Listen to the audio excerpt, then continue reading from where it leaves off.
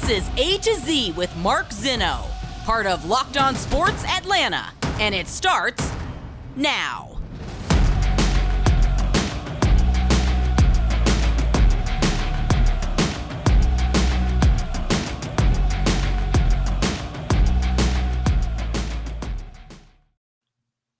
Good afternoon. Welcome to A to Z here on Locked On Sports Atlanta, where today we figure out what the Braves' best weapon is. Welcome in.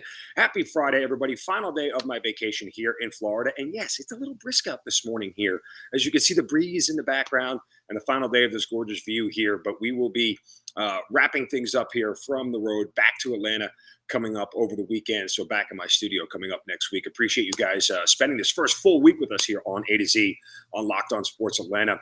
Free on YouTube. Search Locked On Sports Atlanta wherever you get your podcasts. You can catch up with everything that we do all day long, and certainly appreciate you guys spending some time with us today. First segment of the show brought to you by our good friends over at betonline.net, your number one source for your betting needs and sports info. Find out all the latest sports developments, including this week's Masters Championship odds as they continue to change and evolve. We'll get to that later in the show. But podcasts and reviews for all the different leagues this season. BetOnline is your continued source for all your sports wagering information, including live betting, esports, and scores. Head to the website today or use your mobile device to learn about the trends and the action. BetOnline, where the game starts. All right, speaking of games starting, it was opening day last night at Truist Park in Atlanta. Unfortunately, the Braves did not win as they lose to Cincinnati 6-3, but you had the great pregame ceremonies. You know, they unveiled the 2021 championship flag or banner or whatever you want to call it up there at Truist Park. And look, great fanfare, a lot of energy. Truist Park looks amazing on TV, especially at night.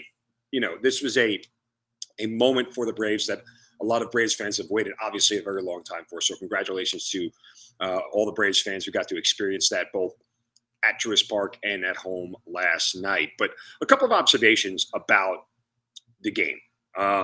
You know, this is a lineup that was built to score runs, right? We know that. Even the acquisition of Matt Olson, but as I mentioned, the return of Marcell Ozuna, even though you lose Freddie Freeman, you still got Austin Riley, and obviously Acuna is going to come back at some point in time.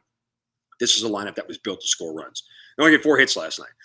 That's going to happen, right? What you don't want is for that to happen over the extended period and the long haul, because then you're going to see you're going to start losing more games than you're winning. But I'm not even worried about that at this point in time.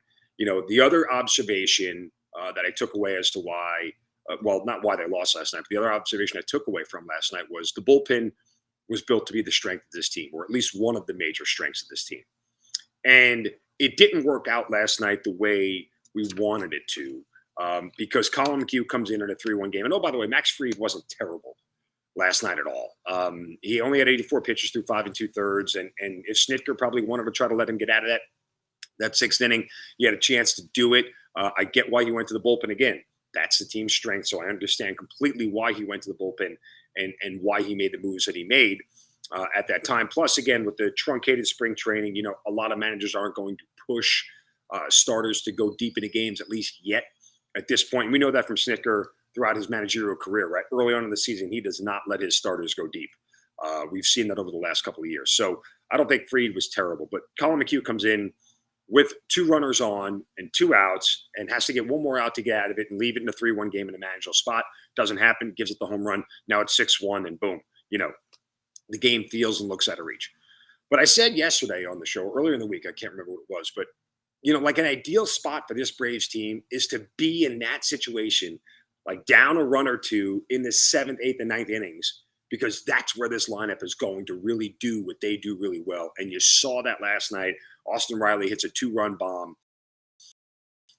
makes it 6-3. Now, again, you can game all day long, but if Colin McHugh gets to that, Austin Riley's homer, you know, is now a 3-3 game, and the Braves are sitting in the driver's seat with a better lineup and the better bullpen, and, you know, way to go out and win that thing. And that's the way this team is put together. But that was an ideal spot for them last night. Now, I think if you watch the Braves this year and you start to track this, then the amount of runs they're going to score in the 7th, 8th, and 9th innings this year should be some of the highest in baseball. Just a prediction that I think that's the way this team is constructed. They're going to score runs late. They're going to score runs early. They're going to score runs in the middle. They're going to score runs late. They're going to score in all 9 innings of the game. But this is why this team is constructed the way it is. This is why this bullpen is supposed to be this way, because McHugh's supposed to hand it off to somebody else. And then, they hold them to 3 runs for the rest of the game. So when your starter doesn't have a great game and doesn't get you the quality start, doesn't go 6 innings, 3 runs or less, you're in a situation where your bullpen carries you and then the lineup does the rest, right? Like that's the way this whole thing was planned out. And I think that's something that is definitely, a way that they're going to win a lot of games this year. The other thing that I took away from last night, more than anything, was Spencer Strider. If you weren't paying close attention, and you should have been, but if you weren't paying close attention, and I want to pull this tweet up here, Spencer Strider was absolutely amazing last night. 2 innings. 5 Ks, 24 total pitches, 16 strikes. This is what they call in the baseball business a weapon, a very legitimate weapon. This is something that is going to take a lot of people by surprise. Now, we here in Atlanta, we've seen him, we know him, we know exactly who he is. But for anybody who's outside Atlanta or plays fantasy baseball, if you're a fantasy nerd, you go pick up Spencer Strider and stash him on your bench right now, because he's going to be one of the guys that is absolutely a weapon for this team. And I want to pull up this Buster Olney tweet. Just give me a second here. Because I thought it was amazing, and he's spot on, and he absolutely encapsulated exactly what he is able to do. And here's Buster Olney's tweet. The Braves lost their opener to the Reds and Tyler Mahle, whatever his name is. But the potency of the bullpen weapon was fully revealed in Spencer Strider's 2 innings. His fastball is absurd, 100-plus miles per hour, top of the zone. He could help fill innings left behind by the injured Luke Jackson. Help fill innings. Wow. I looked at that and go, that's my 8th inning guy. Whether Kensley Jansen is the 9th or it's Will Smith, I'm like, that's my 8th inning guy right there. That's the guy that when I hand the ball over to, I make sure my closer gets a clean 9th inning. That's the guy that, when I need a big spot and a big out, that's the guy that I go to. Like, it feels like that. Maybe I'm overselling this a little early, considering it's 1 game in the season. But just, there are guys you can tell. And again, I remember feeling that way. And I know this is a lavish comparison, but I remember feeling that way about Mariano Rivera. You could just see early on that he could get anybody out. Like, it was unreal. Like, you weren't going to be able to hit this kid. Much similar to Aroldis Chapman. I guess that's a better one.